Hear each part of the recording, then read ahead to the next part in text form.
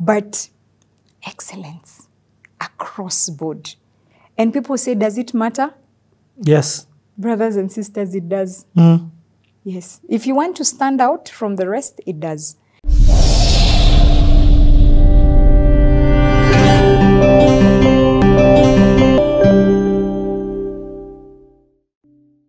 Dupes in 3, 2, 1.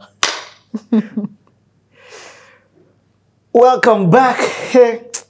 What a story, what a journey. You never truly know people until you take the time out to get to know people. I like the fact that our guest said, you know, that's for my class in session. I'm like, yes, she'll be back.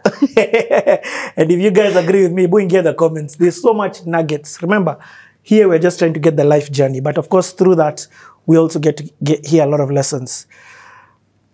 This is incredible. You've had that, you've stepped in, you've looked at the company that you're working as your own company, and you have taken an initiative to try and reduce the liabilities on behalf of your boss. That's made your boss get shocked.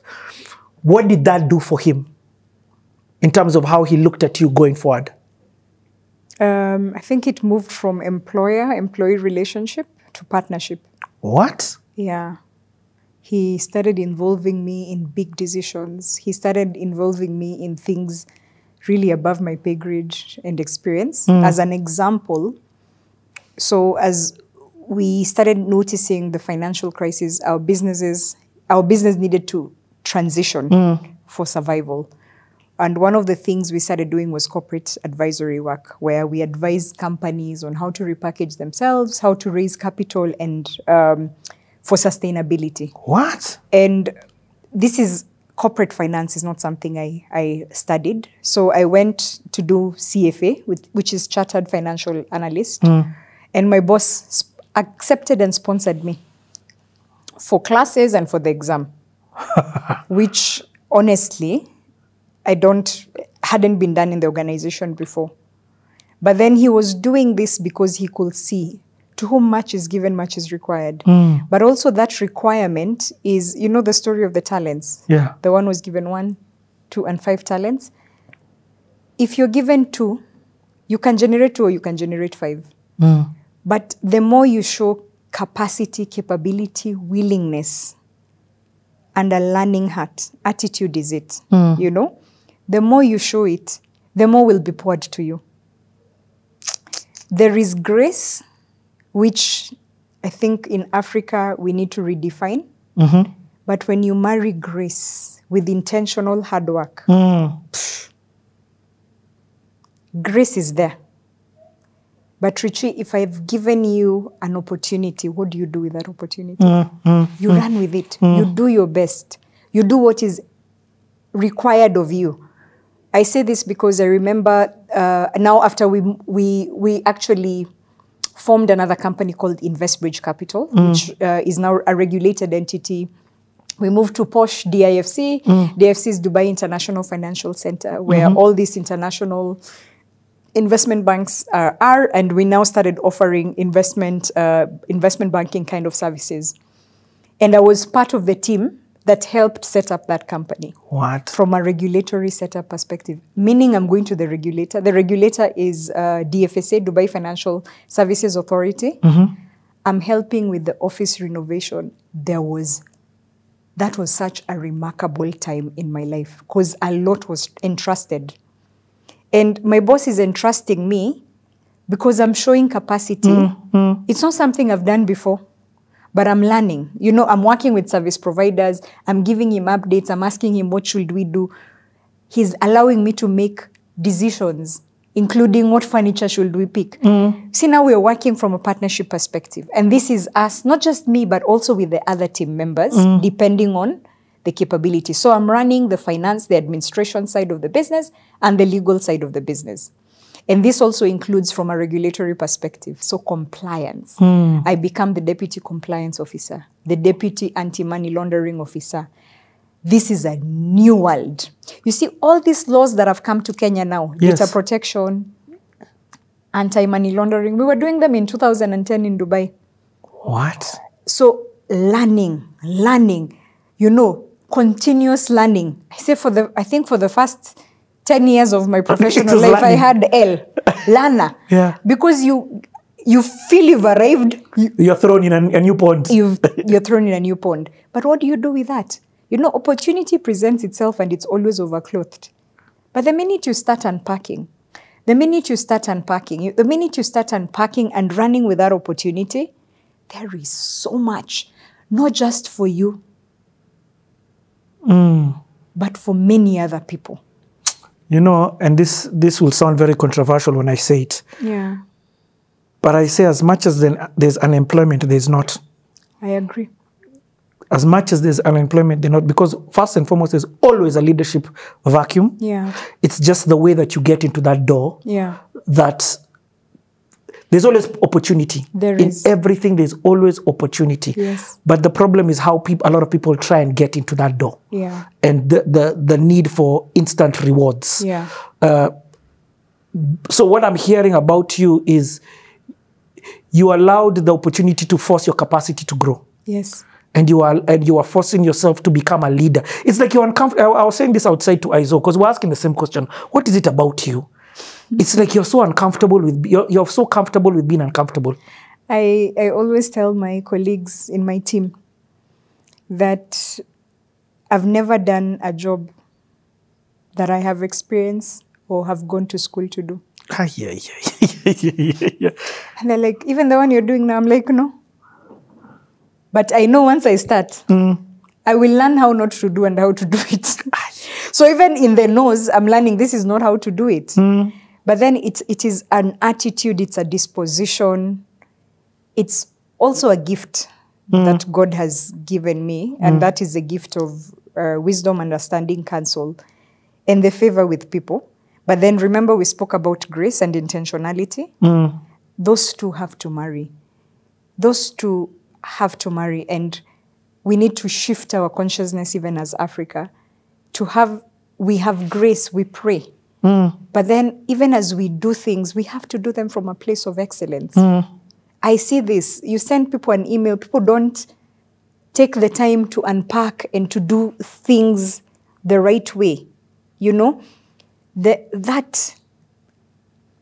a couple of times, like since we came back, we've tried to contract even something as simple as making that table. The table comes, one of the leg stands is shorter. And you're like, come on, guys, you could have done better. So that excellent spirit and follow through. I'm not saying I'm perfect. I get it. But then there has to be the desire to do it. And the minute you marry it, even when you don't know, like me going to the regulator, and I was working with another colleague who was our general counsel. He's now the MD of the company, Mark Hamburg. It was the desire to learn and walking under his shepherdship, you know. I'm learning. I'm listening to the things he's saying.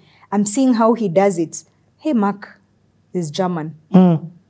I once wrote a letter and forgot to put a dot in P.O.box. I was sent back with my letters. Wow. But excellence across board. And people say, does it matter? Yes. Brothers and sisters, it does. Yes. If you want to stand out from the rest, it does. So those are some of the things. And opportunities are never lacking. And I saw it in Dubai. You go to a mall, there's valet parking at the mall. Okay. I can park my car at the basement or G+, whatever. But then there's an opportunity because for people who are wealthy, I don't even think I need this opportunity. I need this thing. But if you create it, let me give an example. That's so powerful. Listen to that example you've given. Yeah. There's an opportunity. There's no mall here that has valet parking. No. In fact, if anything, there's every mall that charges you to park your car and do shopping inside. Yeah, because like it's what can I take from you? Yeah. If you started a valet parking in CBD and say, just come, leave us your car. It will not be dismantled. We'll park it in a good environment. That's a job opportunity right there. Yep. But before getting that, you need the trustworthy. Yes. You need to be trustworthy. You need to have integrity. All these foundational things. All these foundational things, yeah. I like to think of like Emirates. When Emirates started and the business class, they're like, okay, now we'll come and pick you at your doorstep. So they're sending a chauffeur to your house to pick you. In a limo. In a limo. Then they're like, wait a minute, you're traveling a family with kids. We'll send someone beforehand to come and pick your luggage, check you in, then the limo will come and pick you. Was that something that you ever thought you needed? No. But it's, every time there's a challenge, there's an opportunity. And that's why I think we were talking, and I was talking to someone, I said, I went to Egypt and Lagos, and they're like, hey, the chaos. I said, I love it, because I saw so much opportunity to create order. Every time there's darkness is an opportunity to say, let there be light. Wow. It is an opportunity to create. Don't be part of the complainers. Be part of the solution, you know? And that's why opportunity comes overclothed. You know, you presented yourself as a solution for the company. The company then decided to upskill you and pay for and take that bill on. Yeah. So the reason they paid for your CFA is because they needed you. Yes. They weighed the pros and cons, hiring somebody. This person already has the experience. Yeah. You just stepped into that vacuum that was there. Yes. And also, they've seen this is someone we can trust. It's a big one. It is. It's a big one. So when you're given, even if you're a domestic house manager, that trust is valuable. It is. It is far much worth than silver, gold, and rubies. Mm. You can't put a price to trust. You can't put a price to trust. The fact that I can trust you. You know, nobody can ever pay you enough for trust. Mm. You know, and just to explain what it is that you're saying, I've begun to measure my wealth in a very different way. Yeah. The accessibility of the people that I have. There are people who sometimes call me and say, hey, I saw you interviewed this guy on CTA, please give me their number. I'm like, I will never do that. Yeah. Because, not because I'm being stingy with my number, but because if you call the person and you tell the person, I got your number from Richie, it is like I am transferring. So they're answering your phone call because it is Richie. But I don't know you. That's it. I don't know you. It's not a number I'm giving. That's it. You know, I can't just pick up the phone and give you Mercy's number and you tell Mercy, hey, Mercy, I'm calling you because Richie, and I got your number from Richie. You get? Yeah, that's it. And I hear you. I 100%. There are times people send me their CVs and they're like, help me. I open the CV. First, it's written CV. Okay. No name. What is CV? You open the thing, has 3 different fonts. I'm like, okay. Now, Mercy, I'm meant to send that CV because the minute I send it to you, there's a weight it carries. The minute you give that person the number and they're calling and saying, I have been connected to you through Richard, through Esther, there is that transfer of trust. They're not starting at the same level. So if we just learned as a community, there are people who are doing it. I'm not saying people are not doing it. There are people who are doing it. But collectively, you know, individual responsibility. That's how we change this nation. I become individually responsible for myself. As I'm driving, I'm not littering. For myself. Then it is affecting my children. You see how my family background has molded me? And then it's affecting my village.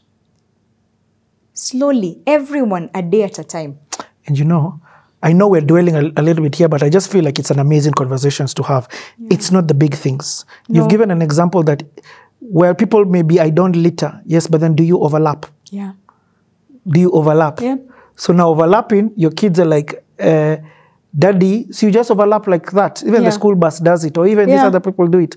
You're like, it's one of the hardest things that I tell my kids in the morning. When guys are overlapping, I don't move. I drive to them and I stop. And I tell my kids, they are doing the wrong thing. I'm not the one to move. It's difficult, but I have a feeling it will play a part. And it's the small things. I was just trying to say these things, it's the small things. And I'm getting this from your story to sort of come back into your world. So did you do your CPA? CFA, I did CFA level 1. Okay, okay. Then level 2, marriage, children. I was like, this is... Let's speak on the difficult also. It is. It is. It is difficult. I've sat with a couple of people here, and even Rina was like, by the way, listen, I'll employ people to do this who have these credentials. It is very difficult, and every time people ask me, why don't you go and finish it? I'm like, no, someone else can do it. I think I've also understood my calling right now is a bit different. Okay. And that also came from the people who worked under me in Dubai. Yes. So let me give you an example. In 2011, now after we've set up in the Dubai International Financial Center, I'm quarterbacking as the finance admin, legal, compliance person for the company. One of my colleagues was resigning. So my boss calls me for the exit interview as the accountability person. My boss said, by the way, let me tell you something. I've heard you're going. I don't mean it badly, in a bad way. You're a nice young man. But let me tell you, you have to make yourself indispensable. You told me you're leaving. I said, okay. If she told me she was leaving, I would cry, beg her, coerce her, do whatever it takes to keep her. But you just show up and do what everyone else does. I can get someone else who can do that. But when I think about what Mercy does, and I'm listening to him, I'm like, hiya. He doesn't mean it in a bad way, but he's telling him. In fact, it's the best advice he can give him. Yes. He's like, please make yourself. Don't do just the ordinary, because everyone else can do all these paper things that people can do. Do what is exceedingly and above, beyond the imagination that I have of your job description. Oh, man. Your boss is a gem. Even the fact that he can bother to give that advice, as painful as it sounds to the person, he's giving it from a place to help the person in their next position. Yes. I have a question to ask. Yeah. I remember when we began this thing of your relationship with your boss, and you told him one of the things that you want, which is investing back in Africa. Yeah. Does he, at this time, have you had that conversation? Ah, that's a good one. So this is in 2011. And sorry, and just before that, another one just came, which I think I should ask before that. Yeah. Your paycheck? Oh, my paycheck. Has it started doing? Now I'm at like 25K, which is equivalent now the like 625. Okay. And this is 20? This is 2011. Because 2012 I was at like 900. Yeah. Okay. I'm coming back to that question about the investment. I want to understand. One of the shows that I have on this platform is called the Diaspora Series. Yes. And I want to have conversations with people in the diaspora. I want to bridge Kenyans to the diaspora and the diaspora to home. I know I haven't done a couple of them, but they're coming. Yeah. The Kenyan, the diaspora in Dubai. Yeah. I want to ask this in a real way, first of a real conversation. You were doing well for the Kenyan diaspora. Yeah. Give me some thoughts of the Kenyan diaspora from your perspective. I see a lot of times, sometimes Kenyans go and they live the Kenyan life in Dubai, or in America, or in Australia, meaning their whole community is only Kenyans. In all the time, the church they go to is Kenyan, and I'm not trying to say there's anything wrong with that. To a point. I think if you're going to go to States, then immerse in the States culture. Absolutely. You get? Yes. When I hear of your Dubai, let's have this conversation a bit. I want to understand the Kenyan community in Dubai. That's one that I don't know. So the Kenyan community in Dubai is